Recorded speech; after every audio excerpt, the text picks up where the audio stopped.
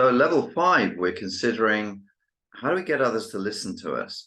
How do we apply our authority in a calm, professional way to move from conflict into conclusion? And how do we get others to engage and listen and discuss calmly with us?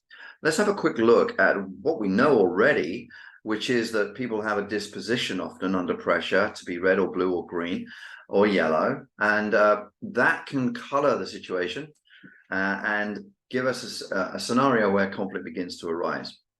And I suggested this slide here that if you bring a process to people, you'll be able to move them out of this embedded color that they're in and reduce the conflict level. And here's a suggested process that I hope you find useful. 7 steps to getting a really, really good set of actions that we're all going to go and commit to. Agreeing the goals and atmosphere first, clarifying the output. What do we want as a result of this? Here's our concerns. Let's share those. Let's inquire and analyze further, generate some options, agree how to progress, and then summarize with a committed plan. Now, we would all say, look, those 7 steps are pretty self-evident. They're pretty obvious. This is what we should do to resolve conflict, and we should go through those 7 steps. So, yeah, do use it as, I don't know, an email, headings in an email, a presentation, an agenda for a meeting, an agenda for a conversation, because it pulls people out of their embedded color into going through a logical process. And you probably guessed ahead of me on this. It is interesting that each of those steps requires all of us to adopt a different color style. So at number 1, we're all talking together about what the goals are. We're agreeing what atmosphere we want to work in. By the time we get to number 2, we all switch to red because we're clearly committing to output and an agenda, and so on. And number 4, we're all turning blue to get into more detail. Number 5, we're all working on different options. And number 7, of course, we're summarizing and committing, which is a very red style as well. So as you bring this process, what you are doing without actually telling people is you're asking them to engage with you in a sequence of colors rather than get bogged down in one. And as you go through the sequence and go through the steps, it tends to diminish conflict. But what if you've got somebody very, very awkward and you simply have to say no to them?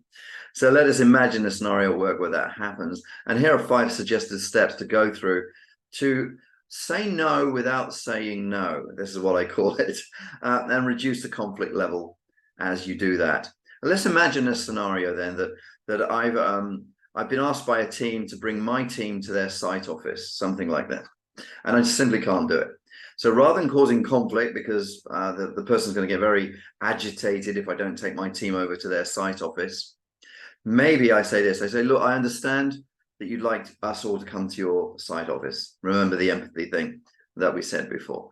Currently, I've got three of the team out of the 5 are working from home, have quite a journey to get in, and we've got some deadlines to hit by the end of this month. So therefore, it's impossible for us all to come to the site office.